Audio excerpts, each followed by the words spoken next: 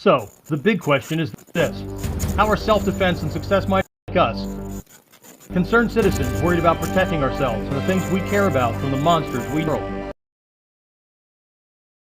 How do we train in a way that gives us the skills, knowledge, and understanding we need without becoming paranoid fighters or killers ourselves, and yet still allows us to be the hero protector the world needs us to be? That's the question, and this podcast will give you the answer. My name is Jeffrey Miller, and welcome to KUDEN Radio, real training for real people in a real world.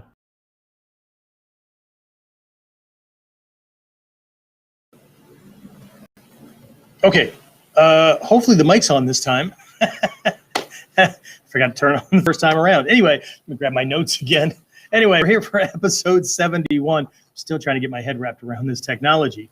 Like I said, the first run of this KUDEN thing, first 68 episodes, I had a radio god as my co-host, right? Shidoshi White, and he worked at a radio station, right? So Sundays I would go in and we'd go in a sound booth, and he operated everything and ran everything, made sure we stayed on task with what we were doing, and he did all that technical stuff, right? So here I am trying to be a one-man band, right?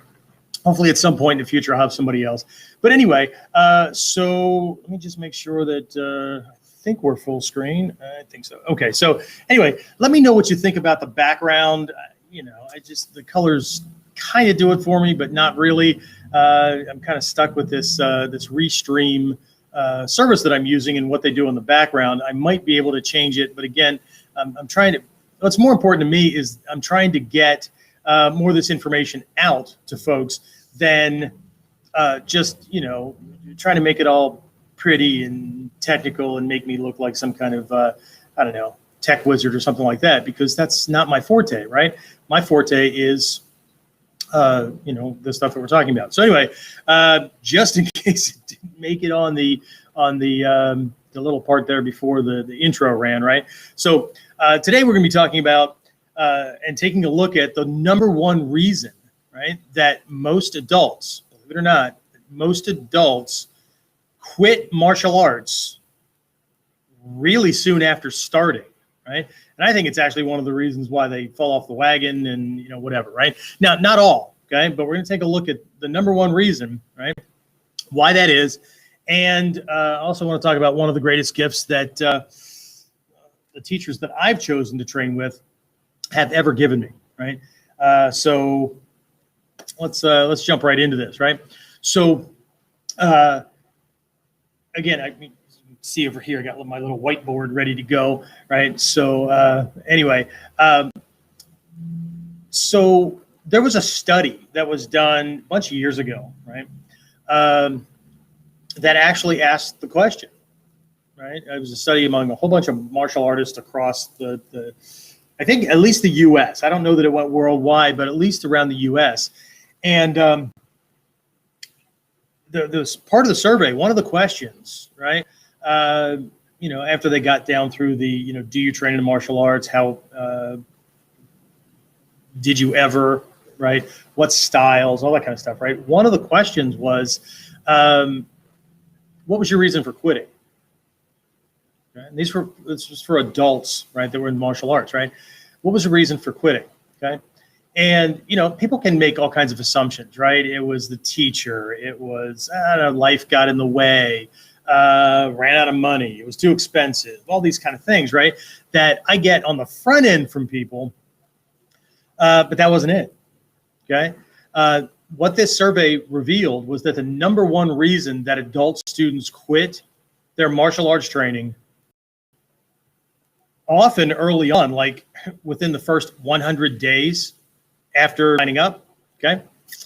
Instructors, pay attention, right? Was no real-world self-defense training up front, okay? Now, that sounds kind of funny since just about every ad that I see for a training group, martial arts school, whatever, Bujinkan or not, right, highlights self-defense, okay? But what constitutes self-defense?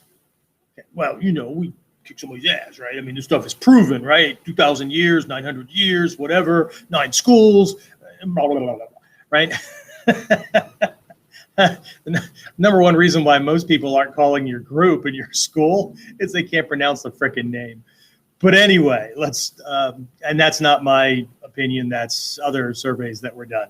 So anyway, if you really want to know what people are thinking and all that, try asking instead of assuming, right? And certainly stop using what's known in psychology as transference, because it's important to me. That should be important to them because that's what I would do. Then I'm going to assume that that's what they would do, and I'm going to be angry if they don't. And regardless of the fact that there's 16 personality types. Starts with 6 on the Tibetan Wheel of Life when we're looking at things from Mikyo perspective, right? All of these things have different filters, right? Different ways of seeing themselves, the world, the connection between the two, all that, right? But we somehow, assume ourselves God and decide that we know, right? Lots of reasons that people get involved in martial arts, okay? So this study, right, of adults, okay, it doesn't mean that these students weren't also attracted to Asian culture, right, and interested in that kind of stuff. It doesn't mean that they didn't fantasize about having a black belt and the kind of skills that they might have or whatever. But actually, the people that's their biggest reason, those kind of things and more, right, they were actually in the minority.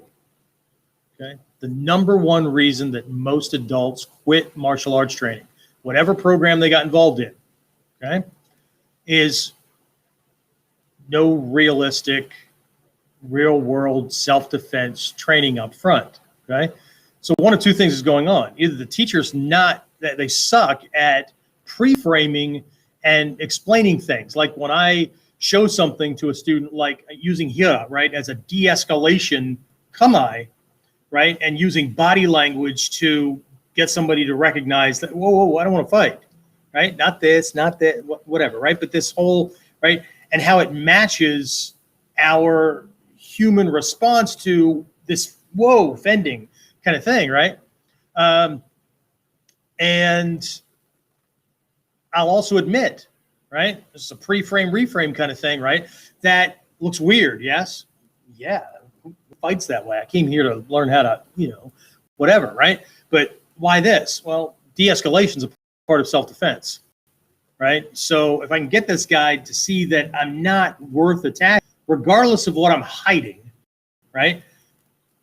If I can get him to back down, then now show my skills. Nobody watching. There's no cameras. There's no eyeballs or whatever of people that might have thoughts later about jumping me, right? I'm not giving anything away. My skills remain secret. Okay, it's ninjutsu, for God's sake, right? And on top of that, nothing in ninjutsu is ever what it looks like.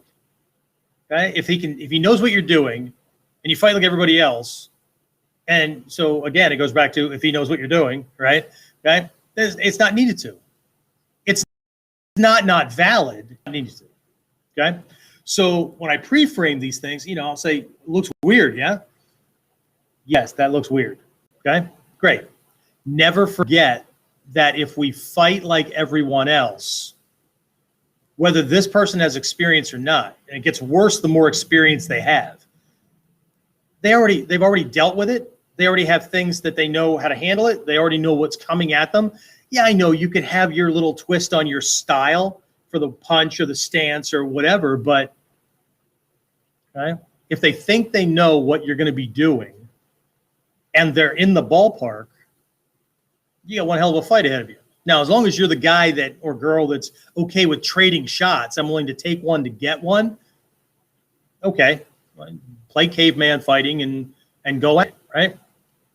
But this is supposed to be enlightened self-protection. This is supposed to be fight smarter, not harder. This is supposed to be disappear in the mist. This is supposed to be control them and take away their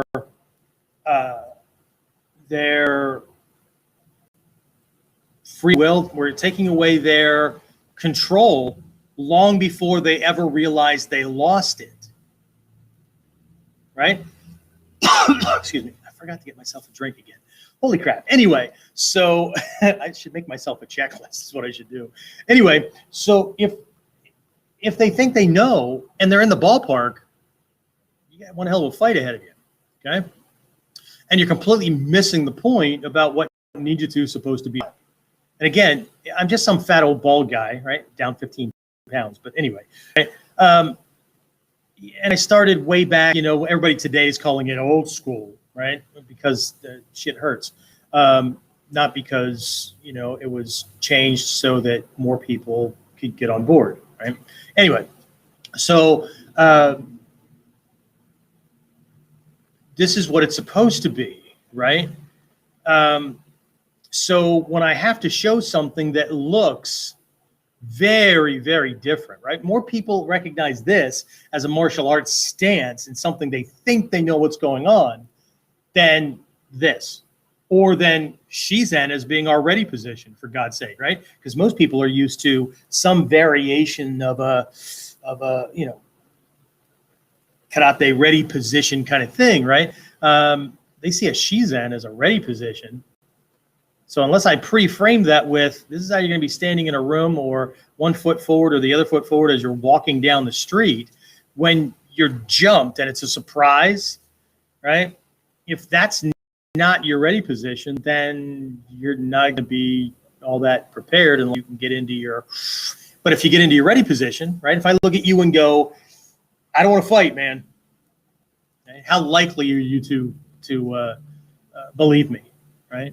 Remember, body language accounts for 55% of human communication, right? Tonal inflection is next, right? And that's what, 35%, right? So whatever's left over is the actual words. And when somebody's enraged, right, or so focused that they're not hearing what you're saying, your body language better speak a lot, okay? When you're communicating with the R complex and the lower mammalian functions, you better know what you're doing more than just, I know the 3rd to the 4th, 17th kata on the 1st and 3rd level scrolls of XYZ Ryu, and who gives a shit, right? He doesn't, right? And you know what? The adults that got involved in these martial arts programs didn't care either, right? So either the instructor sucks at pre-framing things and explaining why, right? Or more likely, what's happening is what's happening in class does not compute in the student's head as far as what they have seen in the world when it comes to violence and attacks and things like that, right? So if we're doing some classical 13th century punch that was, done in armor, or we're doing some white crane kung fu, pecky little whatever, right? That's not what they've seen, right? So, and I get it. These other things are important, right? They're the carriers of the lessons, right? They're an important part to get the principles and concepts, but we can't forget that that's not what they've seen, because that's not how 99.8% of the Western population throws a punch or kicks or grabs or whatever, right? So again, that's why in my program, all this stuff is up front so that people can, one, immediately gets their head wrapped around it. Oh, okay, God, okay. So jabs, yeah, I'm worried about a jab. Great, okay, so we establish an initial safe distance, so he always has to step. I don't care if he lunges with his front leg or he steps through with his back leg. He has to work harder to get at you, so immediately your positioning and your kama, your posture, protects you against a jab by making a jab so hard to do that it becomes less and less likely that that's what he's going to do. You're forcing him to do something else, which actually plays in line with what our katas say the attack will be. Or maybe I'm just full of shit, right? So, but I move all that stuff up front, right?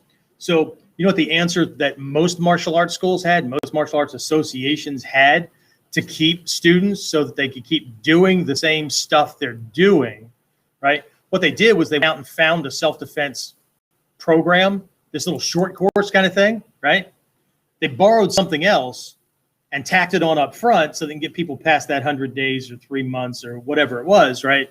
And then they can go back to doing the same shit. How about putting it into context? I know how the stuff was passed down. I get it. But remember, different culture, different time and place and space, or time in the world, different armor, different mentality. Okay, one of the instructors' jobs, right, is to be able to translate things. That doesn't mean change it, right? That means understanding things like a Seigan, as is, based on going straight back or off at a 45-degree angle or whatever, is more often than not going to break against a right cross. Yeah, I know, but he's not throwing a right cross. He's throwing a ski. Bullshit. 98% of the attackers out in my world will throw a right cross. Okay? So if that arm with that kind of force comes in against that lead arm, it doesn't work because the muscles and the structure and the shoulder and the chest and the back won't put up with that, right? Does that mean we can't use a Seigan against somebody throwing a right cross? Nope. We need to understand that the lesson is not 45 degrees or 30 degrees or whatever based on a static start-stop position. We need to pay attention, or maybe go back and get the frickin' lessons, right? And not just make assumptions or whatever, right? So, and learn or relearn that the lesson is that your angle, your sabaki, is flat, profiled to the attacker, but angled to the line of the attack. And since the line isn't this, it's this, what's the line just before it's going to make impact? So now 45, 30, whatever degrees of that, right, of this is this way, not this way, right? So I have to step off, which is why it's important that I'm able to step in at least those 8 directions to go into any given kamae or for evasion, because I don't know what he's going to throw, right? So anyway, right? So what it really comes down to is people were dropping, right? And so the quick fix was, let's add this on, right? I even see it in Ninjutsu, in Bujinkan, right? People see holes that don't exist, right? But they see holes, so what they do is they go out and get MMA and they tack it on because there's no ground fighting. They go and learn some sword style because, well, Bujinkan doesn't teach sword drawing. Bullshit. You learn sword drawing the first time you learned your kamae unarmed because the movement's the same, right? It's not the art, it's the translator, right? But anyway, right? I know, here I am throwing stones again because I was going to say dick, but I can't say that. Well, anyway, never mind. Anyway, all right. So again, I have my whiteboard set up because what I really want to do, where this came from, right? Again, this is episode 71, so it's only 3 into the reboot, right? First episode when I rebooted everything, right? I talked about my journey, right? My journey from being that scared, terrorized kid who made a vow, right? And got into law and all that kind of stuff, right? But what I want to talk about is some of the conflict and some of the problems that I ran into once I decided to learn as much in the way of martial arts for self-defense as I could, right? And I really try to, in the Gyokko-ryu, we've got this principle of 3 in 1, 1 in 3. And it's about pulling at least 3 aspects out of any one thing, whether it's a kata or a movement or a waza or whatever, so that you could work on them, right? And there's way more than 3, but pulling at least 3 out, right? So you could work on aspects and facets of that one thing. And when it comes to 1 in 3, what you're looking at is being able to find the common denominator or the common principle or concept that's driving, or that's the same between at least 3 techniques. Again, there's more, like the omote gyaku principle, right? Not omote gyaku wrist reversal, right? That's one of them, but it points to a principle, right? And the principle is how to take somebody off their heels, okay? So they can't step or whatever. They end up just crashing and burning, right? So omote gyaku is both a technique, right? But everybody focuses on the wrist, not controlling the elbow and shoulder and all this other stuff that's going on, right? Okay. So, but any technique that takes somebody off their heels is working using the Omotegyuku principle. So Osoto Nage, right? The big outer throw, the rear hip throw, right? Mushadori, Onikudaki, all these kind of things, right? All are working off of Omotegyuku principle, okay? And there's strike techniques that do the same thing, right? So anyway, so let's get back onto this thing. 3 and 1, 1 and 3, right? So that's why when you see me do trainings like webinars or these things that I bring up the whiteboard or whatever, I'm usually like outlining 3 kind of things. Does that mean that there aren't more or there aren't other things? No, but these are 3 bigger things. They're main pieces, right? And so the big thing, right? It's kind of like lining up dominoes, right? So I've got these 3 that are problematic and we should handle them. But one of the things that I tend to do is spend more time thinking about what's the one thing, right? That if I knock it over, if I handle that, it handles all of these, right? Like bending my knees, right? In taijutsu, right? Knees initiate things, bend your knees, take a longer step, profile, make sure your feet stay in alignment, all of those kind of things, right? So they're all things that people work on. But if they are either introduced to the concept, this what I call the big domino, by their teacher, or they discover that if they sink, they drop their hips and their knees bend, and they stay there and they work on bent and bending knees, all of the other things take care of themselves, right? But if they don't, if they move on bent but stiff unbending knees, right? Or they try to move around like Hatsumi Sensei and some of the master teachers that move around in Shizen and they're not using bent knees because they want to shortcut the process and get to Master Guru as quickly as possible because that just makes their nipples hard and they're, whatever. Then not my fault, right? But remember, they've already been through the process, so they can do that because they've mastered control of timing, distancing, and angling, so they can move around in Shizen. If you haven't, then don't. That's my recommendation. You can do whatever you want because you're a grown-up. Anyway, so let's do this, right? So I'm going to take a look at these problems that I saw creeping up, and we'll be clear. When they were creeping up, I couldn't put my finger on it, but now looking back, here's this problem, right? So again, we're going to shift, right? Let's go to the whiteboard. All right, I'm going to carry you along with me. Dun, dun, dun, dun, dun. Okay, so we're all lined up, right? Awesome. Let's make sure we have everything lined up here. I repositioned things today because yesterday I didn't like the glare that was on everything, right? So hopefully you can see all this, right? I'll be off here with my handy dandy red marker, right? So here are 3 of those things. Remember, the one thing was self-defense, right? Not enough self-defense up front, right? So, what makes these students quit and what makes them see or not see what they expected to see when they got involved, okay? So one problem, it's rocking, is a canned program, okay? It's a canned program, right? So I get it. I know why this stuff was passed down, right? My module 1 is a ninja concept and principle approach to basic self-defense. Okay? Until somebody really gets a handle on taijutsu and gets a bunch of techniques under their belt and all that, and they understand them and they understand context and application and all that, it doesn't matter how good they are with Seion or Shiaku or Tangeki or even Ichimoji no Kata or anything like that, right? Because it's not going to work against somebody who's coming at them hell-bent on beating, breaking, or killing them, right?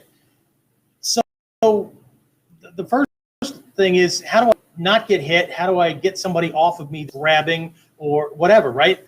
Again, basics. We talked about that yesterday, right? So canned program, right? So let's start people off with the Sanshin no Kata, and so they're going to learn these things, right? Okay, are they important? Absolutely, absolutely, right? To mastering taijutsu. But new people coming in aren't, while they might fantasize about being a master, right? And handling, multiple attackers and swordsmen and all that, they're not ready for that, right? Part of the trick is in giving somebody what they want. At the same time, I'm giving them what they need, okay? So they want to feel like they're controlling this stuff and they want to get it, and that's cool, right? But it has to match, especially for adults. It has to match. Kids will often, it's more fantasy on the movies and stuff like that. And in all honesty, I don't want an adult who, comes in here going, Ninja really can jump up onto the third or fourth story window, right, from the ground without like trick photography and stuff, right? That's you can teach me how to do that. Nope. There's the door. Nice talking to you. Okay. There's plenty of people online that'll promise to teach you that. So anyway, but it's a canned program, right? They don't know any other way, right? And this is usually a product of somebody who's so fixated on the style of martial art, right? This is our way of doing it, right? And it's kind of the museum curator kind of thing, right? When I first got involved in this art, I remember one of the first things that I was introduced to, right, by one of my early teachers was the difference in like conventional martial arts grandmasters and the one we have, okay, and Hatsumi Sensei, right?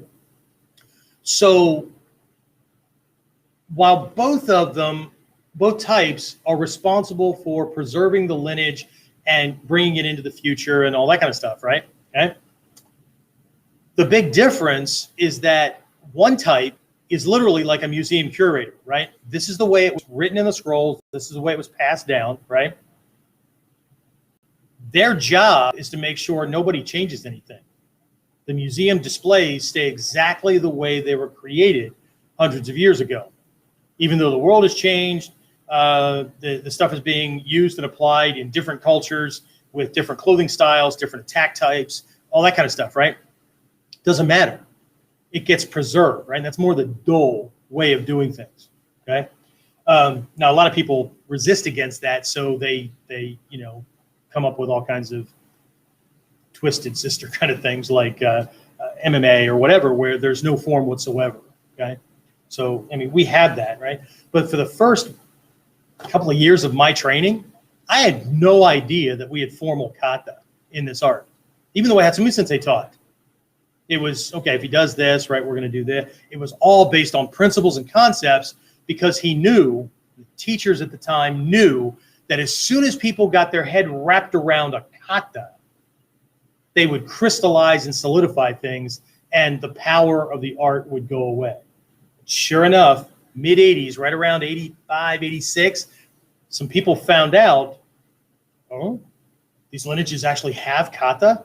Next thing you know, there were lists being passed around, these kata lists, and guess what? Everybody shifted from the reason they got involved in ninjutsu, right? 9 out of 10 people that got involved in ninjutsu in the late 70s, early 80s, we all had martial arts or fight experience or whatever. We were dissatisfied with what was going on because it didn't match reality, right? We wanted to be able to handle real world stuff, and we weren't finding that, right? Yeah, we could have gotten involved in fight clubs and things like that, but where's the structure? Where's the ancient wisdom, right? Of these people that, when you think about it, who would you rather learn from? Some guy that was tough and kind of made stuff up and he was an okay teacher, right? But it was in a kind of a limited world, limited context, or from people who documented stuff and were part of a family line that their profession was studying and surviving combat, right, for 1,000 years. Okay? That was their science. In this aspect in my life, hands down, right? Can I learn some things from a tough guy? Absolutely. But I'm learning the things that he does naturally. But how does that fit my body type? Does that fit all contexts? Careful what tough guy you learn from, because they go out of their way to get into fights because they're a tough guy. Okay. So anyway, right? But a canned program, right? So what that means is they're only doing it the stylized way, right? And so if students can't see that, can't see through that. So I'm very, very thankful that in the early days of my training, right, everything was, and again, I didn't make this stuff up. It's why my curriculum looks the way it does. Not that I borrowed my teacher's curriculum as is. I used it for a long time, and then I borrowed from other teachers that had the same kind of logic, right? But the whole idea early on was to be able to handle the jabs and the right crosses and the uppercuts and the haymakers and all that. We weren't worried about somebody who was throwing a front stomp kick, right? Because most people weren't doing that. I was more worried about the guy that went down to the local Taekwondo school and learned a cool, roundhouse kick or side kick or whatever as a part of his yellow belt course, quit, and now he's out there using that crap in the world. Okay? Who's doing a front stomp kick, right? Who's doing a toe stab? Who's doing, you get the idea, right? There's a Taekwondo school in every freaking town. There's at least one, right? So how many people are learning spinning back kicks and axe kicks and all those kind of, way more than learning our style, right? Our style is we don't have a style. And if anybody tells you different, it's because they're so focused on one right official way. There is one right way. There is an official way, but it's based on principles and concepts and understanding assessment and context, not just taking the model, right? The kata, which is loaded with training wheels, right? And is in a very specific context. But that's a starting point. Because until you apply and overlay the Kyonapo principle, variations and then 8 variations of each, and then all you have is, here, Johnny, we're going to learn our alphabet, and this is the way you make a letter A. Whatever happened to this one? Whatever happened to, right, personalization and things like that, right? So,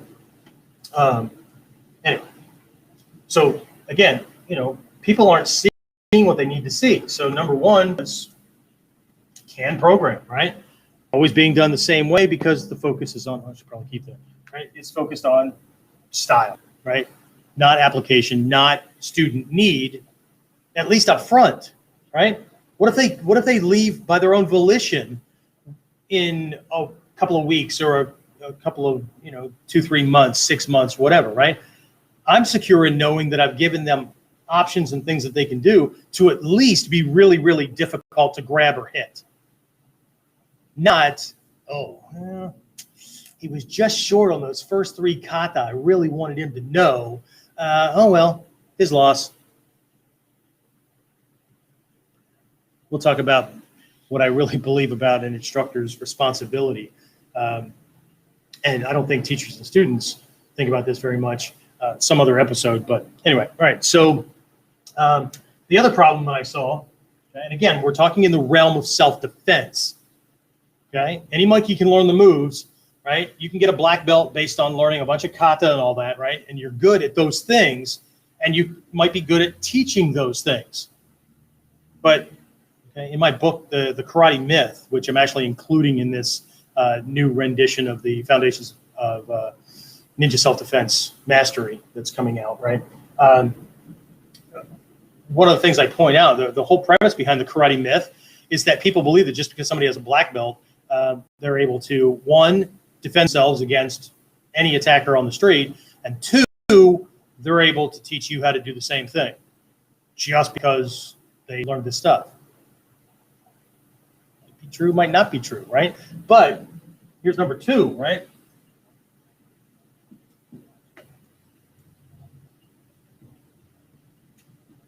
No experience. No experience using the techniques that they're teaching against somebody who was trying to beat, break, or kill them. Yeah, I know, but I was in a ring, right? So I did that stuff, and I keep hearing this thing, right? Over and over again, right? The ring is the best place to pressure test your stuff. Bullshit. Unless you're in a kumite match in Southeast Asia where no holds barred, people are allowed to do anything, and people often get killed in the ring, and that's just c'est la vie, Shit happens, right? It's limited at best. Does that mean you can't practice some things? Yeah, sure, okay. But unless I can stick my thumb in your eye and you can lose it for the rest of your life, or you're allowed to punch me in the throat or snap, joints or whatever, and anything goes like on the street, okay? Well, then how do we do that? Well, that's why I had these different phases for sparring. If you're in my inner circle program or my local guys, or I'm considering putting together a kind of a monthly program or whatever, where people get these live Zoom classes that we do, right? A couple of classes ago, I outlined the 5 phases that we have to take somebody from starting out with your basics and doing that in a sparring context all the way up to phase 5, which is what most people think of when they see sparring, right? We talked about the problems with it and the way conventional people do and whatever. But anyway, so what I mean is, has the instructor, or at least the instructor's instructor, used this stuff in a real situation? Because if not, it's theory. Okay? If not, it's faith and hope and belief and all that, right? I'm not saying it won't work, right? People that are involved in martial arts, especially sport martial arts, right? I would never say that they can't defend themselves with what they know. But it's like high school wrestlers. Wrestling is not designed for self-defense. Not saying that a wrestler could not defend themselves. I'm saying that what they're doing, the way they're doing it, and the format and structure, the paradigm within which the training occurs and within which they use it typically, is not self-defense. I know you're trying to keep him from pinning you and locking you and all that. So technically, if you have to use the word technically in what you're trying to describe, then you're twisting things, right? Technically is not it, okay? So one of the things that one of my teachers used to always remind us of is that dojo training, no matter how close you get or think you want to get to real fighting, is still not the street. So that's why my teachers always develop, and why I develop drills for my students, so they can work on reaction timing and response and those kind of things in kind of a safe paradigm kind of thing, but keep adding it to their skills so that they can get better and better and better as they go, with the response, with the angling, with the decision making under pressure, with the Zen type mind and when to use it and those kind of things, right? Because no matter how close you get, if you instill rules or anything like that to create a safe buffer, that's not the street. Okay? So there has to be a constant reminder. I'll talk about this reminder as a gift here in just a bit, right? But there's no experience, so they can't, it's not that the stuff won't work, but they've never used it in the context of inside the bubble. And a lot of martial arts instructors have never been in even a high school pushing, shoving match. So they have no idea what it's like inside that bubble. It's kind of like a weight loss guru, right? Who's never been fat a day in their life, who has no clue what kind of struggles, emotional, mental, and all that somebody who's overweight, who's trying to lose things, runs into. They have none, right? Which is why if you find somebody, this is not a shameless plug, I don't make any money off this kind of thing, but the keto program I'm working on for me, I'm actually following this guy, Drew, I think is his name. Anyway, he has a program called Fit to Fat to Fit, okay? You might have seen him in the news and all that. His story, he was a fitness trainer for a long time and never fat a day in his life, right? But then he got to thinking, right? Got all these people that are complaining or that are saying, you don't understand and whatever. And he thought that, you just need more willpower, man. Just, stick with the program, right? No excuses or whatever, right? So what he decided to do to get familiar, to understand it, was he took 6 months off of his workout and his nutritional plan and just jumped off the wagon. He didn't fall off the wagon. He jumped off the wagon and gained 75 pounds in somewhere between 4 and 6 months. And then the way he tells his story, the journey back was not what he thought it would be. He lost the 75 pounds, got back to fit, and he's actually just did another one, right? voluntarily did it again, right? So the way he explains it, he says, look, I learned a couple of things. One, I learned about the struggles that these people are actually facing, right? And what kind of things get in the way, right? Mental, emotional, all that kind of stuff, right? Social, stigma kind of things, everything, right? And the other thing I learned was that Cinnamon Toast Crunch just tastes freaking awesome, right? So anyway, but that's somebody I can get behind, right? Because they had to do the same kind of struggle, right? Otherwise, it's just theory, right? Somebody who's a fitness guru that's never fat a day in their life, right? Just like, I wouldn't follow somebody who's a religious leader, priest or minister, whatever, for marriage advice who's never been married. Yes, they can regurgitate the dogma that the church puts forward, but they've never been there. Same thing with parenting and all that. You don't have kids? Talk to me. Okay? Same thing with an instructor, official martial art or self-defense or whatever, who's never.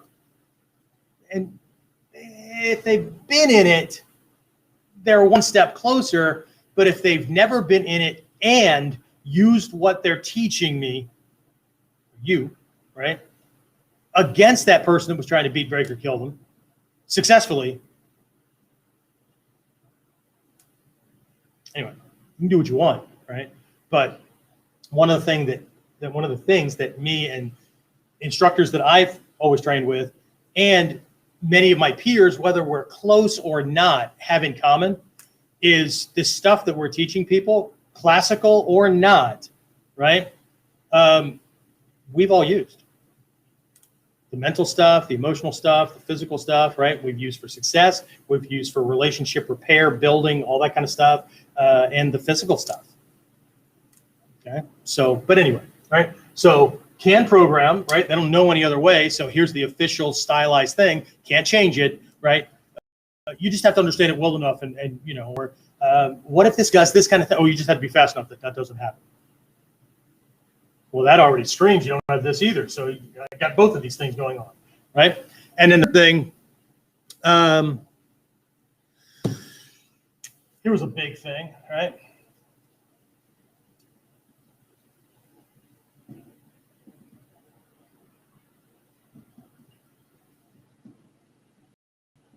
Letting student lead, right? What I mean by that, I'll give you, for instance, right? A lot of you are probably familiar with this idea that in today's world, academia is kind of falling apart, right?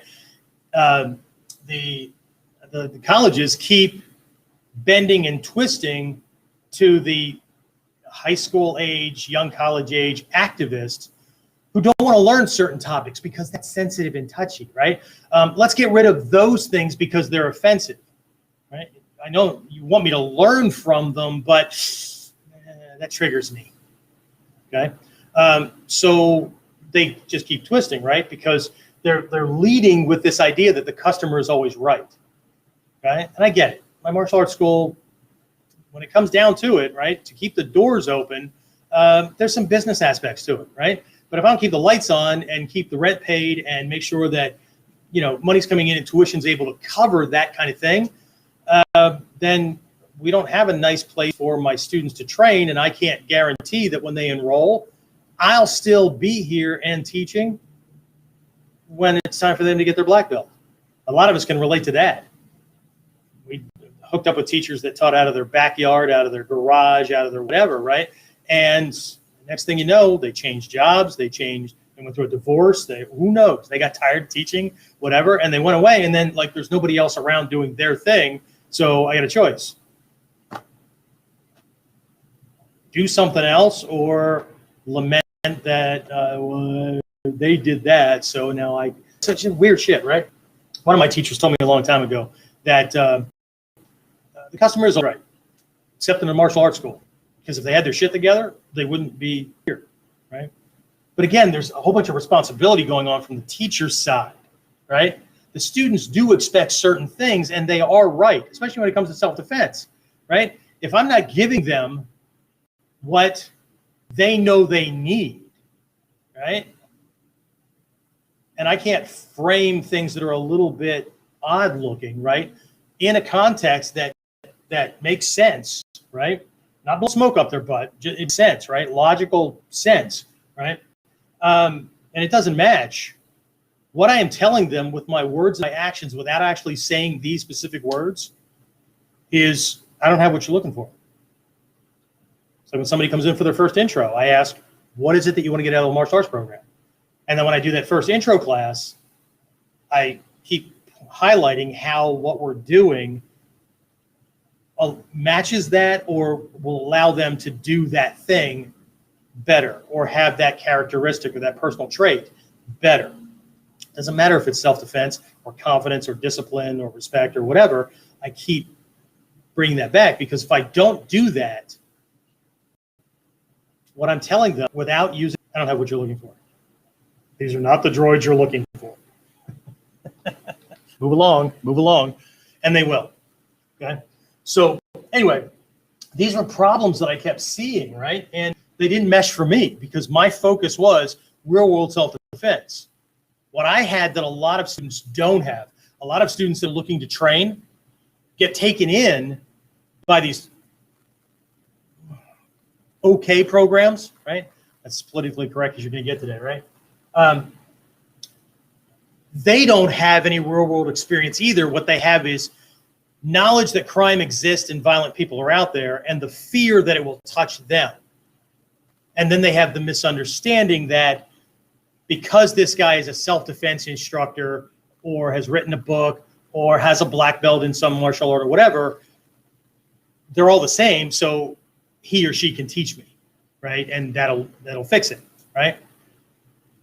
Maybe they can, maybe they can't. But these are some problems and some of the conflict that I was trying to get over as I was moving through that path, right? Even in this particular martial art, right? I watched. I remember one time. I'm sorry. I remember one time. Nothing like other things around here, like ego leading and stuff like that, right? I was at a seminar, tried out this one thing with this other person. Was told, "Oh man, you got to train with this guy. It's awesome, right? He's right under Hatsumi Sensei. Blah blah blah, blah, blah, blah. Whatever, right?" Anyway, he's demonstrating the staff technique. He starts in Fudozora Seiza, something like that, from the ground, right? Sword attack comes in, right? Not only does he get tagged in the process of trying to avoid, but he hit himself with his own staff and then continues on like nothing ever happened, right? Gets out of the way, goes through XYZ steps and goes, and then doesn't show it again. Doesn't even, like, I've made mistakes, right? And I'll laugh it off and go, oh shit, this were real? Today I would have died, right? Let's do that again, right? So, but he didn't, right? He did it. He did this one demonstration, right? Made this, we'll call them tactical errors, right? Got tagged by the sword, hit himself with his own staff, finished step 1, step 2, step 3, and then looked at everybody and went, we're going to practice that, okay? All right, go ahead, right? I was half tempted to sit down in Seiza and do the same thing. Let my partner tag me, hit myself with the staff, go through XYZ and go, was that right? Right? It still makes me laugh, and that was like 15, 20 years ago. Anyway, just the shit people try to get away with. Anyway, all right, so while I'm still standing, right, let me just finish, kind of round this out with this gift, right?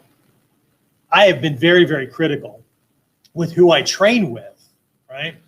And most of my students are very critical as well because they have real world experience, right? I've got cops, I've got special forces guys and all that. I have more guys telling me, oh man, the way you're covering it, and this is not me ringing my bell, I'm just letting you know, I get these messages, right? I remember with this one email that I got from somebody who's in special ops, and he said, you can't use this, you can't use it as a testimony or anything like that, but I need to let you know that, man, you're spot on, keep the information coming, right? There's way too much crap out there, right? But this is what keeps us guys alive, right? So that's what drives me forward. And it doesn't allow me to get all tied up and worried when some wannabe or somebody who thinks they know, right, jumps on one of my YouTube videos and, you know what I'm talking about, and that technique wouldn't work, and what, you know what? Okay, find somebody that's going to show you what you want, because obviously you're right. You already know everything, which then begs why the hell are you looking at self-defense videos on YouTube if you already know everything? Unless you're just trying to self-validate and prove that you're right and everybody else is wrong, which already speaks volumes anyway as a person. But anyway, so very, very critical, because, police work and bodyguard stuff and all that, the stuff I was learning had to work. It had to be right, right? You don't get doers, right? So if it doesn't work, I die. Or the guy that's writing the paycheck dies. And we were saying in the bodyguard world, right? Dead clients don't pay, right? So there's that, right? But remember, from a very, very early age, I was like, 4 or 5 years old, my first recollection of my stepdad standing in a doorway after this argument with my mom. And again, she blamed the children to distract him from targeting her, right? Blamed us. Children's fault. All right, I can fix that, right? Goes to the kitchen, comes back, and we're all huddled. It was just I don't even think my youngest brother was born yet. So it's my 2 sisters and me, and we're in this one bedroom. And my mom is barring the doorway, right? Pleading at this point, because he went to the kitchen, came back with a big-ass butcher knife. They don't look as big now as they did when I was 4 or 5, right? But big butcher knife. And he goes, I can solve this. I'll chop them up and throw them in a damn trash can, right? That'll fix the problem, right? Then you won't have the kids to blame, right? Terrifying, right?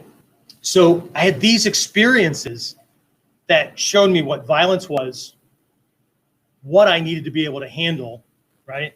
All these things, right? When I became a cop, it just added to it because, oh, good, I got to see lots of other manipulators and violent people and different personality types and how they do their shit, right? And how many different ways can human beings torture, abuse, and harm their fellow human beings, right? So, right? So you're welcome. I went through the laboratory testing for you.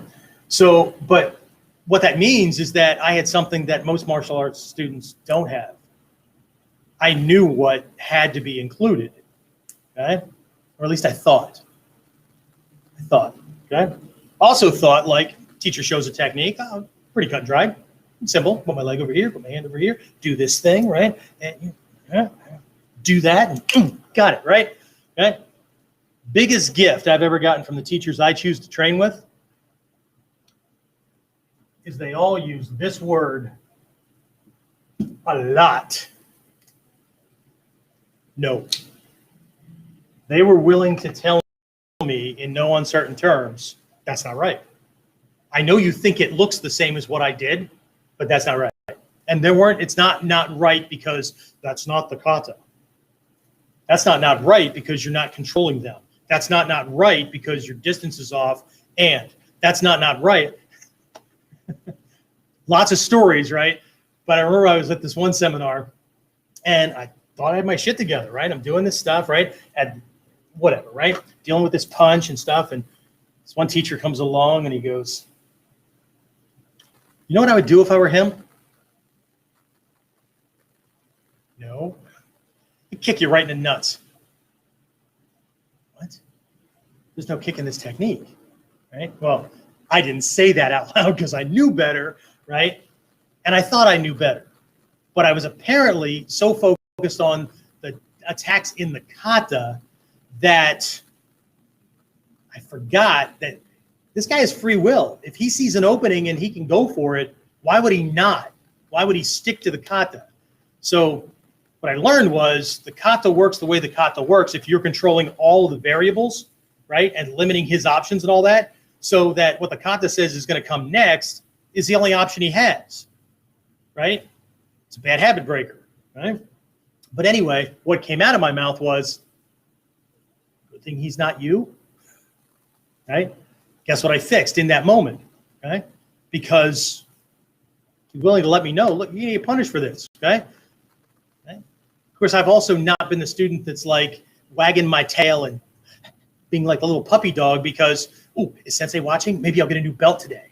It'll only cost me $300, $400. Okay. But, ooh, look what I got. Okay. Fucking hate getting ranked. Excuse my language. I hate getting ranked. Right. Anyway, so, but no. Okay. No, I had one teacher, this was way back. I was still like a green belt, which is mid-level stuff for those of you guys that are working through my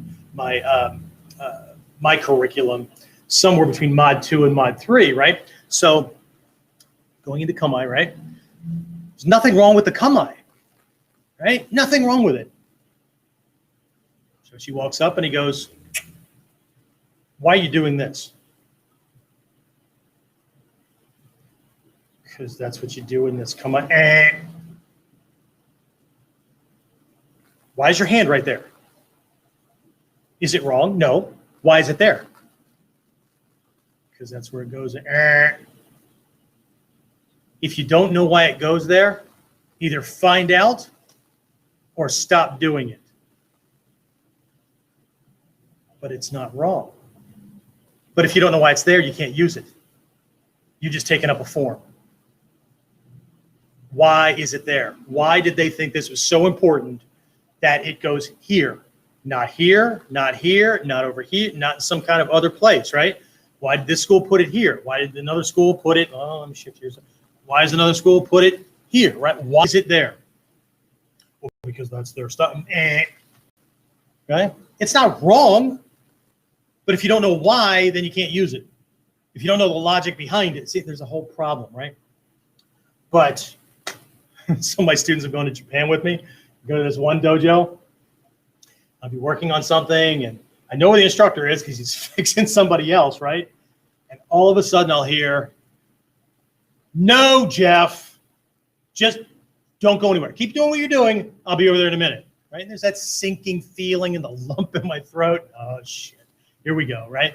And then he comes over and for half an hour tears me a new butt and all that kind of stuff, right? But I wouldn't have it any other way because I'm not there for belts. I'm not there for him to – I'm not spending – thousands of dollars to go to Japan for 2 weeks, do all this training, so somebody can pat me on the shoulder and go, perfect, awesome, here's some more rank. Spending that because I know I need to learn more and I want to be told no on all the stuff I'm screwing up so I can come back home and spend the next couple of months before my next trip fixing it. Because these guys are already better than me, and I don't want to take a chance that I end up against somebody out on the street who either sees a hole, he doesn't know my system or know what I'm doing, but sees a hole and goes for it, but I didn't realize I was leaving an opening. Okay? All these years, all the time, effort, money, all that stuff, right, to get good, right, to find out that you're deluded, man. There's a hole in your shit, and somebody that has no training other than street cred kicked your ass or left you for dead. That would really suck. Okay? Of course, one of these teachers were also the ones that reminded me that, look, no, fix that, right? If you don't fix that, hope your wife looks good in black. So that's the kind of stuff I got, right? Maybe that makes me a glutton for punishment, but see, this is another thing that makes students quit early because they go in and want to be taught, they want to be shown some things, and they think they can just pick it up just like that, right? Oh, that technique looks cut and dry. Got that. Do this, do this, do this. Yeah, I got it. Really? Do you see this thing over here? Yeah. Well, that's not what we want you looking at. That's what we want him looking at. Meanwhile, you're doing this thing over here. Can you see it? No. Right. So nothing in Ninjutsu is ever what it looks like. That means 70% or better of your instructor's demonstration is invisible to you. And whatever you think is going on is not what's going on. If what's going on is what you think is going on, that's Budo Taijutsu. That's the conventional stuff. Ninjutsu, he can't see the thing that's going to get it. Okay. All right. So let's move you in the world again. Hopefully you don't feel like there's an earthquake. Anyway, sorry. Me being an ass. Anyway, all right. So I don't know what time. Oh, good. Here we are. Okay. So I'm going to have to round this out because we have classes starting soon here at the dojo. So again, hopefully this was helpful. Hopefully, it kind of worked out for you. I'm going to shift things here a little bit because for whatever reason, my chat function went away. And Right, I don't see anything from anybody at the moment. Anyway, but let me know, was this helpful? Let me know, let me know if you didn't think it was helpful at all. Right? Normally people vote that way by hopping on and then hopping off. But also understand too that we're doing this midday. Based on the way my schedule works, I'm going to try to spread this out. So Tuesdays, this is a Tuesday. So Tuesdays are just crap for me. I literally had to carve out time to do this. And I've made a vow to myself that I would be doing these things more often than we did before and just get a ton of stuff out there for people. But I understand the schedule doesn't always work, right? I mean, what works for some folks time-wise, based on time zone changes in other places in the world, not going to work at all, which is why they're recorded, right? And for other people, it's going to be just the opposite. For some people, a small percentage, no time is going to work out well because of job and time zone and all that kind of stuff. Sorry. Kind of reminds me of somebody that contacted me once and told me that they expected me to be on 24/7. I said, one, I'm not Amazon, and two, do you work for your employer 24/7? Okay, not that you're my employer, but well, I'm the student and you should be available all the time. You need to go to a dojo that has a freaking drive-up window and they're 24/7. Then that's what you need to do. So anyway, I'm just trying to bring up something here. I apologize. So, but anyway, if you have any questions, comments, or whatever, just like we've done in the past, whatever platform you're on, because we are simultaneously doing this on Facebook Live, YouTube Live, and Periscope, which is a Twitter thing, right? Twitter Periscope. So, post a comment. Same promise I made yesterday. I read them all. I don't always have the time to answer everything because I'm not just doing this, right? This is the kind of freebie thing I do. I still have a boatload of, inner circle private students. I have a dojo to run full time. I do consulting for workplace violence for corporations and all that. So, and I do like to spend some time with my wife and family. So it's not always easy. And the amount of spam and crap I get, it's just amazing, right? So filter through that stuff. And everybody will be happy to know that James Alexander should be coming back on board as my admin assistant. Life pulled him away a little bit. And so he should be coming back, which is cool. That's going to take a little bit extra off my plate. So James, welcome back. Unless I just misspoke, in which case you get called and say, what the hell are you talking? Anyway, no. So that'll be cool. And again, here within the next couple of days, I'm going to be re-releasing the Foundations of Ninja Self-Defense program, right? But we've got a whole bunch more stuff added to it, not techniques, right? The techniques that are in this program give you a couple of options for all of the most common attacks that I can prove based on crime statistics and all that you are most likely to handle, right? And so you need up front, right? You don't need more techniques, right? But there'll be some extra things in there, some resource kind of things like worksheets to be able to keep track of things, some other study areas like stay out of jail if you have to use your stuff, some other things like that, right? I'm throwing in like the self-defense library that I writing myth book, and then there's a companion called Controlling the Fight, and 3 other special reports that come with that all, they don't teach you more techniques to do. They teach you how to control the training process so that you're going in the right direction and you're able to do what you need to be able to do, right? So, and the other thing I'm doing is I'm actually going to just do this, not really up pricing kind of thing, but I'm going to cut it down for just a little bit to see what I really want to see is, here's what I normally charge for things. And so I'm going to try this just to see what, if I get any more takers, but more so is the quality of the student that I get different. Now, the core program is a do-it-yourself program. Let's not, you're getting coaching and all that. There is an, kind of an extra goes with that. Like once you enroll, I'll say, do you want some help? Do you want some coaching and all that?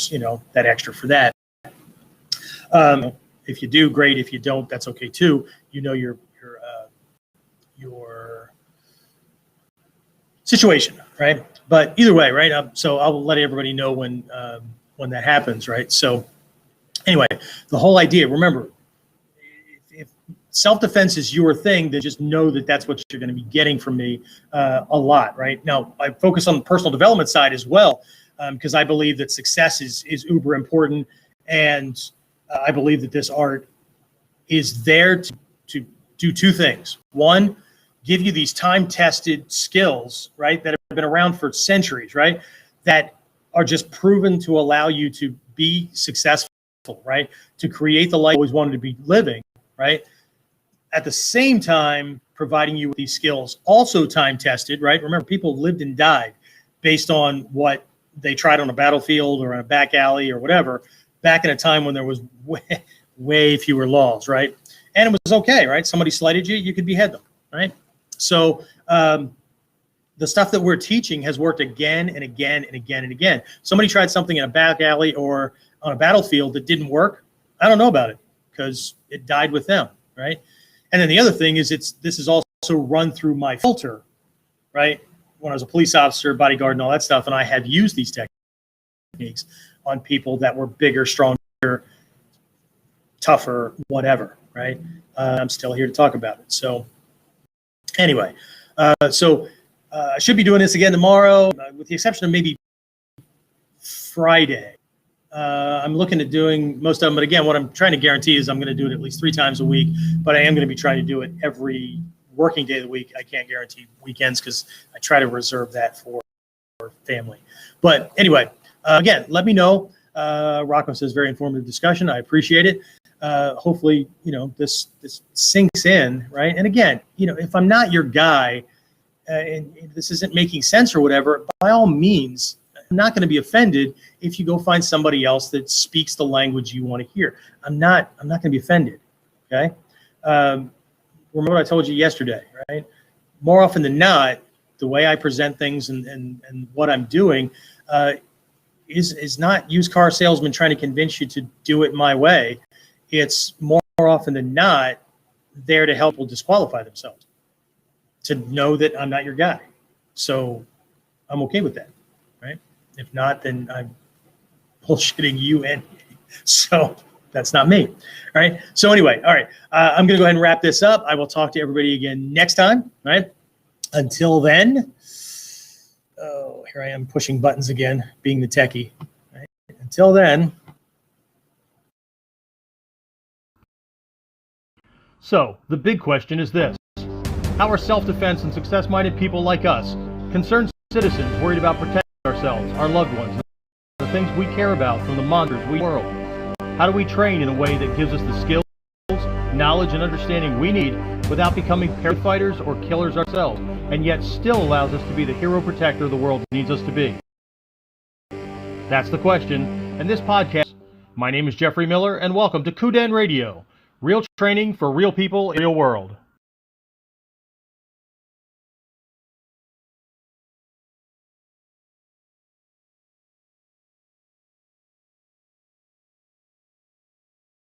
Get more of KUDEN Radio, subscribe through your podcasting site, or subscribe at modernninjawarrior.com.